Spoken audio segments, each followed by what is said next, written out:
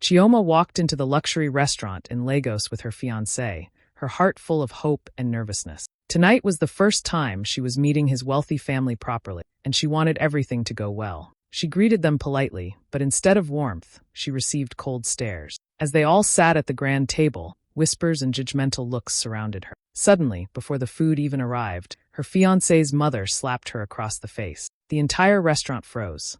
The mother's harsh voice echoed as she called Chioma too poor and not fit for her son. Chioma's eyes filled with tears, and she looked down in shame, wishing she could disappear. But then something no one expected happened. Her fiancé stood up, his face serious and full of love. He gently took Chioma's trembling hand and looked at his mother firmly. "Enough," he said. "You should know the truth." Every eye in the room turned toward him as silence fell. He pointed around the restaurant and said, "This mansion you are sitting in does not belong to our family. It belongs to Chioma. She is the real owner." Gasps filled the room, and Chioma's tears turned into surprise. The same people who mocked her now stared in shock, their pride shattered. Her fiancé held her hand tighter and smiled at her with pride. "This is the woman I choose, the woman I respect, and the woman I will marry," he declared. The restaurant broke into murmurs, some even clapping, and Chioma felt her heart lift with joy. What was meant to be her humiliation became her victory. She left that dinner not as a poor girl, but as a strong woman who was finally celebrated.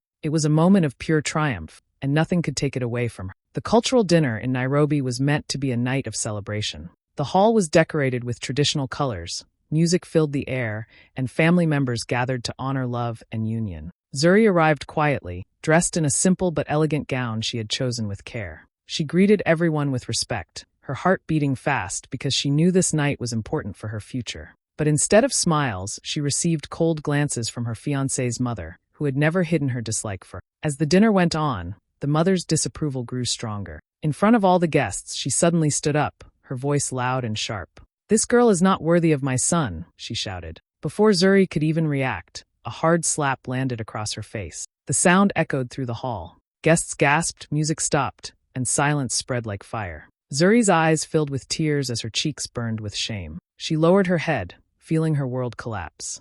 Whispers filled the room, some mocking, some pitying. For a moment, it seemed like she would be crushed under the weight of humiliation. But then, her fiancé rose from his chair. His face was firm, his voice strong. He walked to Zuri's side, held her trembling hand, and looked directly at his mother. "Enough, mother," he said loudly, his voice carrying across the silent hall. "You call her unworthy, but you have no idea who she really is." Everyone leaned in, curious, waiting for his words. He turned to the crowd and continued. "The truth is, Zuri is the woman behind the biggest fashion brand in East Africa. The clothes many of you wear, the designs you admire, they are hers. She built it with her own hard work, and she has more dignity and success than most people in this room." Gasps and murmurs spread quickly. Some guests clapped their hands in disbelief. Others stared at Zuri with new respect. The mother's proud face froze, her hand that had struck Zuri now shaking with shock. Zuri stood stunned, not because of the revelation, but because of the strength of the man by her side. He lifted her chin, wiping away her tears, and said with all the courage in his heart,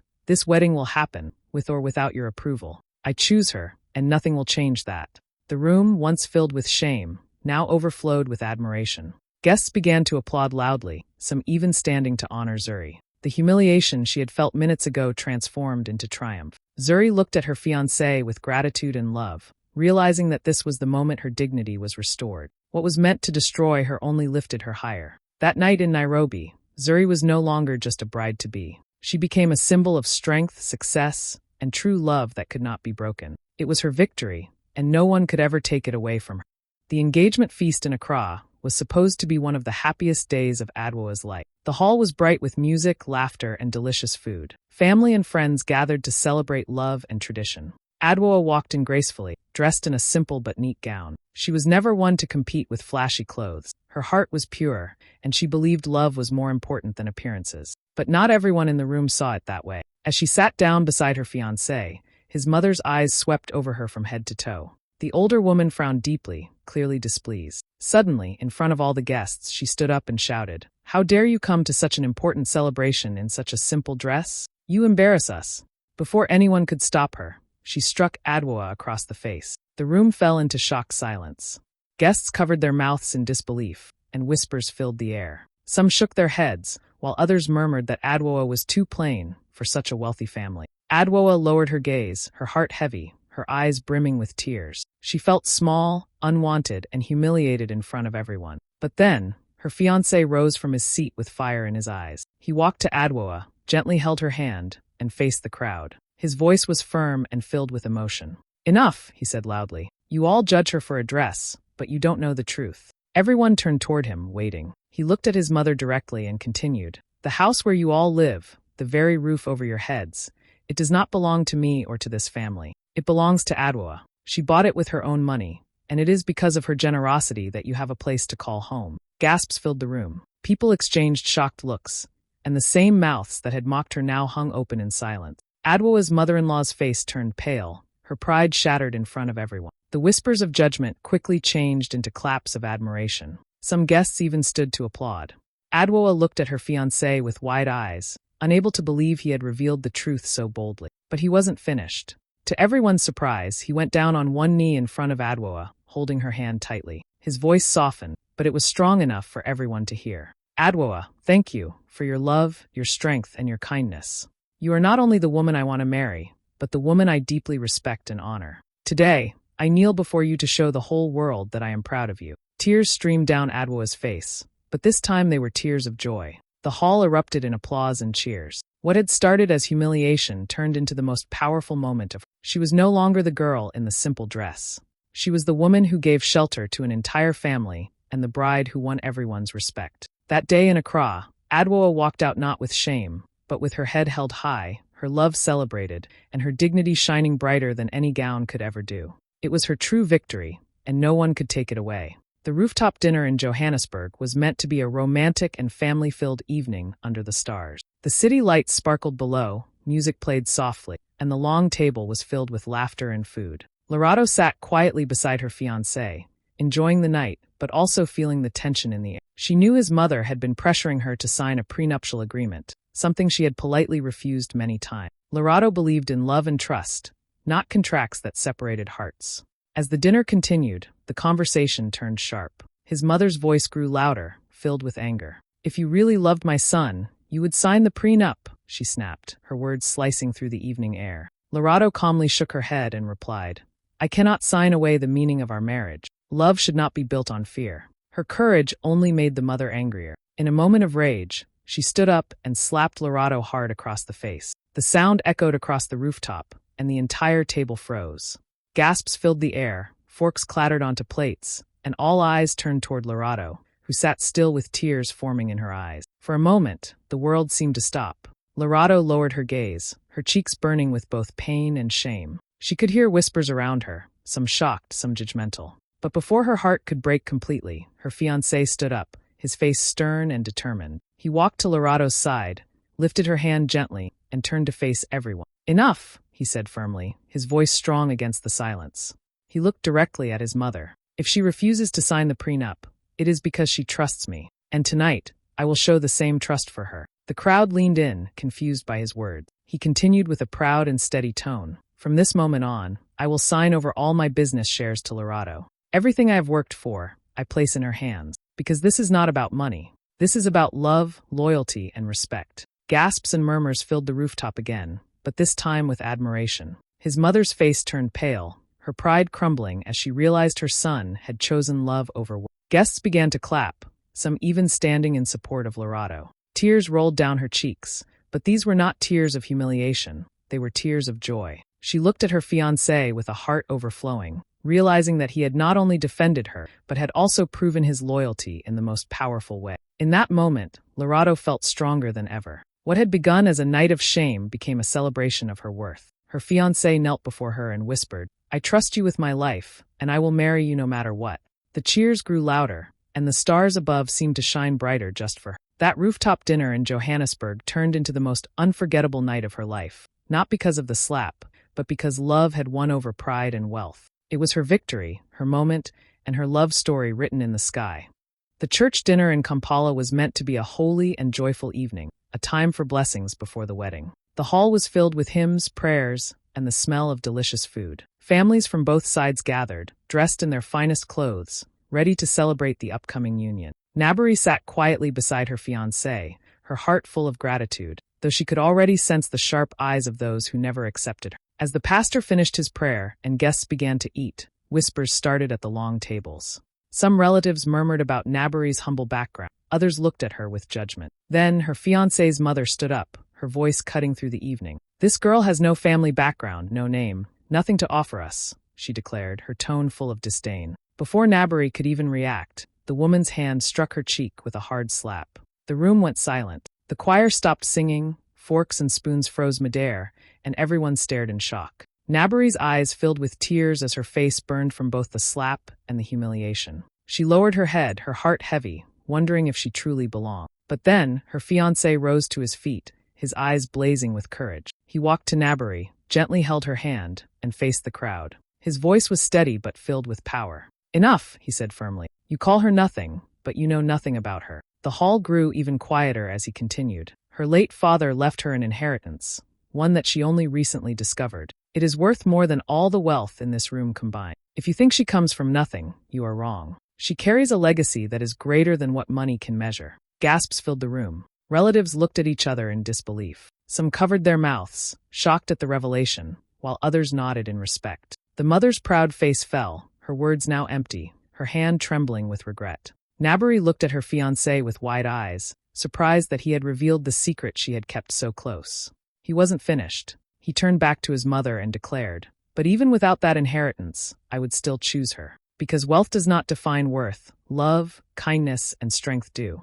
And Nabari has all of that and more." His words echoed across the church hall, touching the hearts of everyone present. Slowly, applause began to rise from the tables. Guests clapped, some even standing to honor Nabari. The humiliation she had felt moments ago melted away, replaced by pride and dignity. Tears streamed down her face, but this time they were tears of joy. Her fiancé wrapped his arm around her and whispered, "You are my blessing, and nothing can change that." That evening in Kampala, what was meant to shame Nabari became her greatest triumph. She was no longer the girl with no background. She was the woman with love, strength, and a legacy that even her enemies could not deny. The church gathering ended not in whispers of doubt, but in songs of congratulations. It was her victory, her moment, and the beginning of a marriage built on true honor. The garden feast in Lusaka was filled with laughter, music, and the sweet smell of flowers. Lanterns hung from the trees, and the long tables were set beautifully with food and drinks. Family and friends gathered to celebrate love, and Mwyla walked in quietly with her fiancé, her heart hopeful for. She wore a bright smile, though she knew his mother had never truly accepted her. As the evening went on, the mood began to shift. His mother kept giving her sharp looks, whispering to relatives and shaking her head. Finally, she stood up in front of everyone, her voice filled with scorn. "Look at her," she said loudly, pointing at Mwyla. "This girl is not even educated enough to stand with my son. How can such a woman be part of this family?" The words stung like knives, and before Mwyla could respond, the woman slapped her across the face. The entire garden went silent. Music stopped, guests froze, and all eyes turned to Mwyla, who stood trembling with tears in her eyes. Shame and pain washed over her, and for a moment she felt like the ground would swallow her whole. But her fiancé quickly rose from his chair, his face full of anger and determination. He walked to Mwyla's side, took her hand gently, and faced the stunned guests. "Enough, mother," he said firmly. His voice was strong, echoing through the garden. "You think Mwyla is unworthy because of education? Let me tell you something you don't know." The crowd leaned closer, holding their breath. With pride in his voice, he continued, "Mwyla has already been accepted into one of the top international universities in the world. And not only that, she has earned a full sponsorship.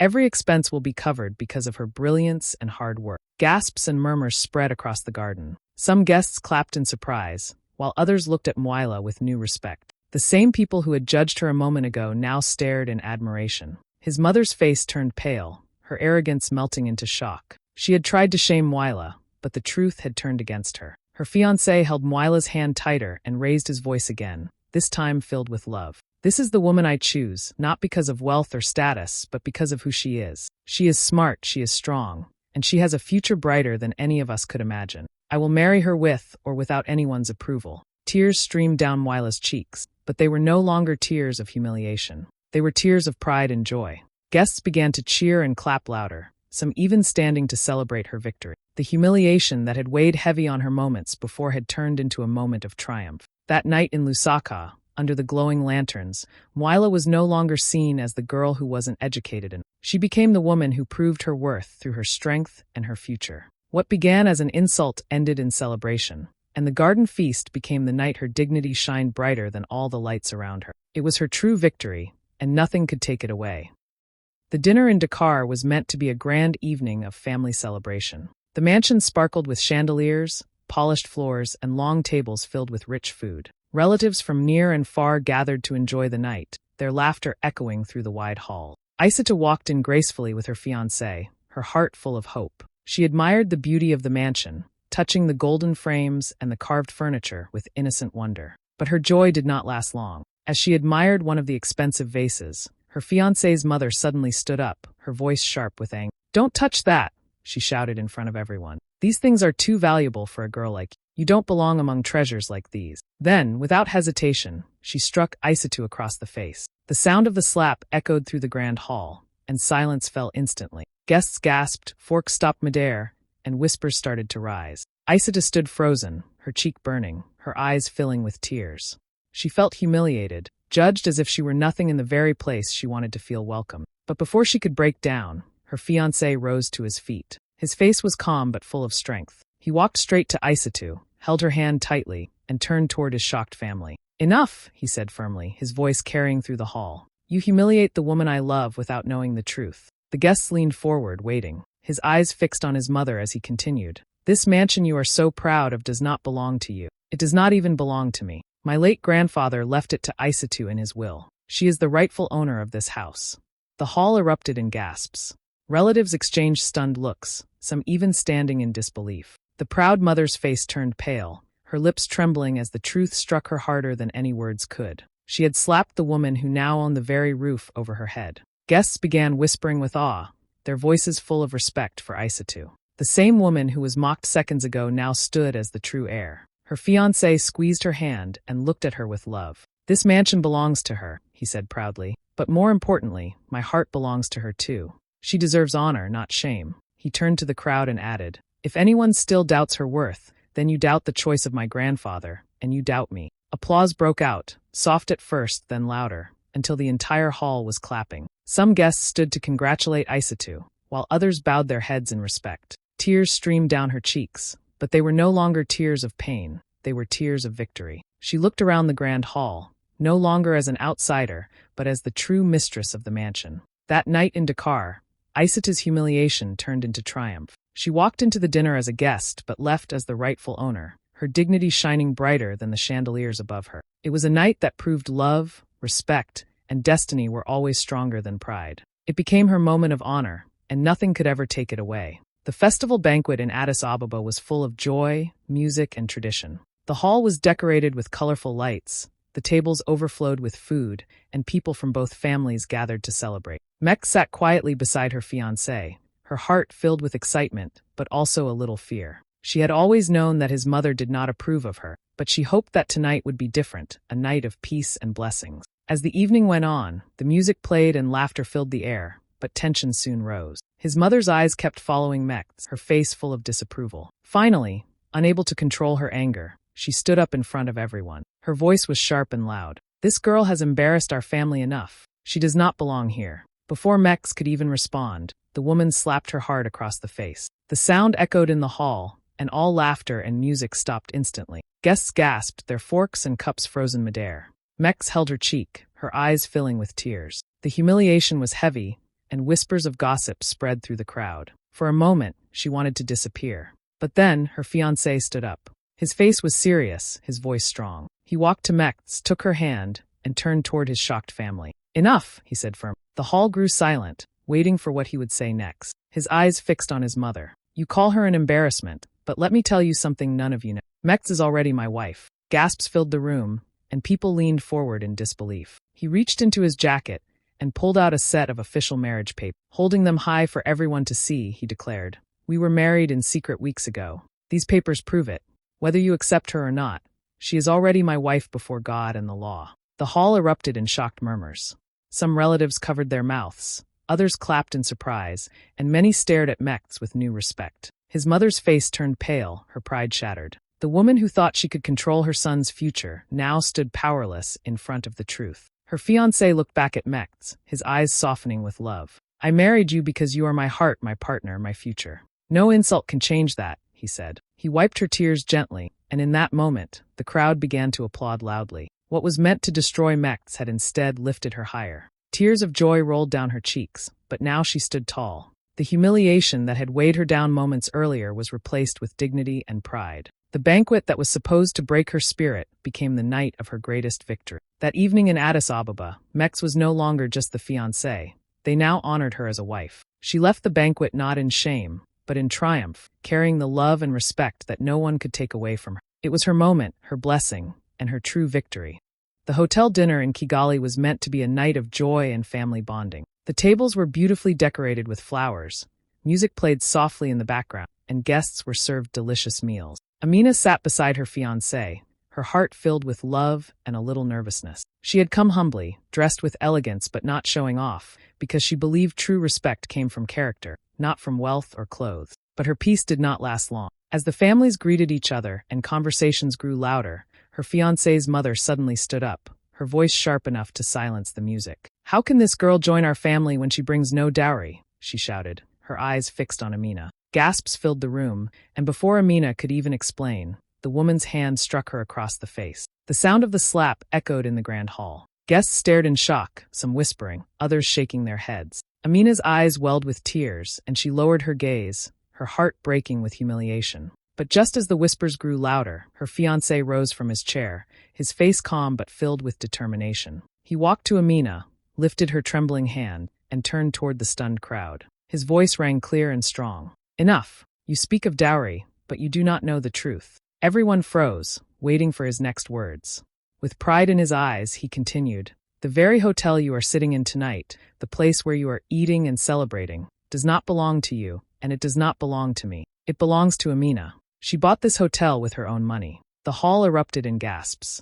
Guests exchanged shocked looks, some covered their mouths, and others clapped in disbelief. The same people who had mocked Amina seconds ago now stared at her with awe and respect. His mother's face turned pale, her pride collapsing as the truth became clear. She had tried to humiliate the woman who actually owned the building around them. Her fiancé's voice grew even stronger as he held Amina's hand high. "This is the woman I will marry, not because of her wealth, but because of her strength, her dignity, and her heart. If anyone still doubts her worth, then leave, because this wedding will go on with or without your approval." Applause broke out across the hall, first softly, then louder, until the entire room was cheering. Some guests even stood to honor Amina, who now sat with tears streaming down her face. But this time they were tears of joy. The shame she had felt moments earlier melted into pride and triumph. That night in Kigali, Amina was no longer seen as the girl who brought no dowry. She became the woman who owned the very hotel where they gathered, the bride who silenced her critics with quiet strength and undeniable success.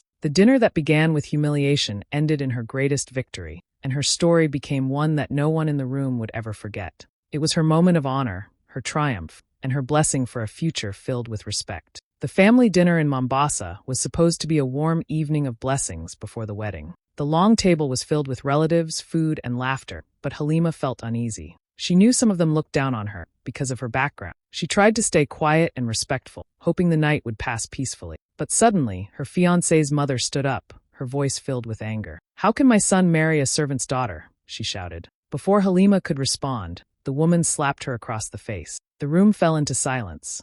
Guests stared in shock, some whispering, others shaking their heads. Halima's eyes filled with tears, her heart breaking under the weight of humiliation. Before anyone else could speak, her fiancé rose from his chair. His voice was calm but powerful. He walked to Halima's side, held her hand, and faced the crowd. "Enough," he said firmly. Then he pulled out a brown lawyer's envelope. All eyes followed as he opened it and revealed the official papers inside. "You all think she is nothing, but let me tell you the truth. My late father did not leave the estate to me. He left everything to Halima. She is the sole heir of his entire property." Gasps filled the room. Some relatives stood in disbelief. Others covered their mouths in shock. The same people who had insulted her now looked at Halima with respect. His mother's face turned pale, her pride collapsing. Her fiancé smiled warmly and lifted Halima's hand. "This is the woman I will marry, not only because she now owns the estate, but because she has always owned my heart." Guests began to clap, turning the silence into celebration. That night in Mombasa,